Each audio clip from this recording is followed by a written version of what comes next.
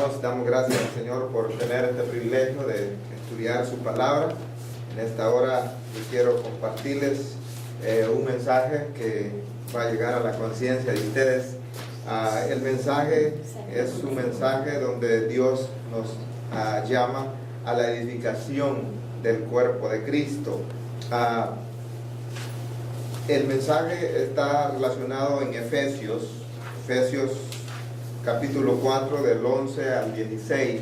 Dice, y él mismo constituyó a unos apóstoles, a otros profetas, evangelistas y pastores y maestros, a fin de perfeccionar a los santos para la edificación del ministerio del cuerpo de Cristo. Estos versículos nos hablan muy directamente cómo Dios está hablando a la iglesia, pero para muchos ahora en este mundo religioso en la actualidad, el ser miembro de una iglesia es como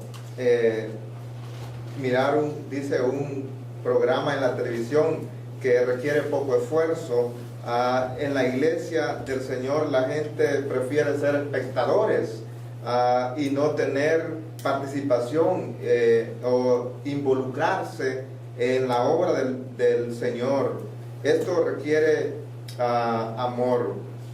Luego quisiera que pensemos en el primer punto, donde Dios da los recursos para la edificación.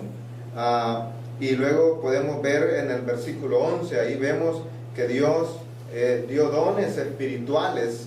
Dice que el Señor Jesús al principio de su ministerio escogió a 12 hombres para enseñarles, para prepararlos y enviarlos a predicar la palabra.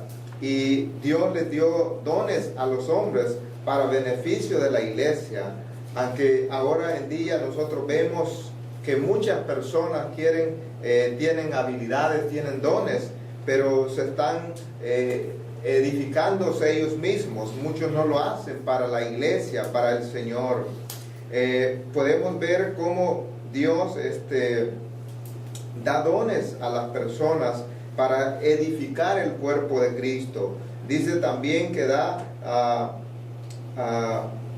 tenemos dones diferentes, cada uno tenemos dones diferentes para el ministerio del Señor. Así que la iglesia cristiana ahora en día está siendo beneficiada con dones espirituales para la edificación del cuerpo de Cristo. Ahora yo pregunto, ¿cómo nosotros estamos edificando el cuerpo de Cristo? ¿Cómo nosotros estamos edificando la iglesia del Señor? Pero luego podemos ver que Dios puso personas con habilidades, y seguimos viendo ahí que la iglesia goza de tener pastores y maestros donde Dios los usa grandemente con estas habilidades y pueden edificar la iglesia, donde vemos cómo alimentan y dirigen a la iglesia del Señor. Y podemos ver a estos siervos con grandes habilidades, pero que también se esfuerzan, se desgastan para poder enseñar a la iglesia, para que la iglesia sea edificada.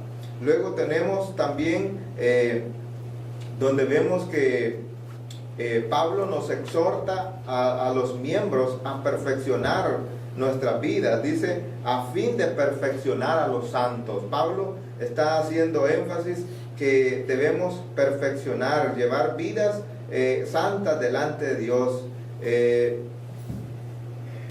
Yo puedo recordar a algunos hermanos cómo ellos pudieron dar ejemplo al ministerio del Señor, cómo fueron de bendición, y cómo recuerdo a mi hermano Eduardo Vázquez, predicador en El Salvador, donde podíamos ver cómo estos siervos de Dios fueron de gran bendición para la obra, para edificar el cuerpo de Cristo. Ahora, como segundo punto tenemos la meta de la edificación. Dice el versículo 12, a fin de perfeccionar a los santos para la obra del ministerio y la edificación del cuerpo de Cristo.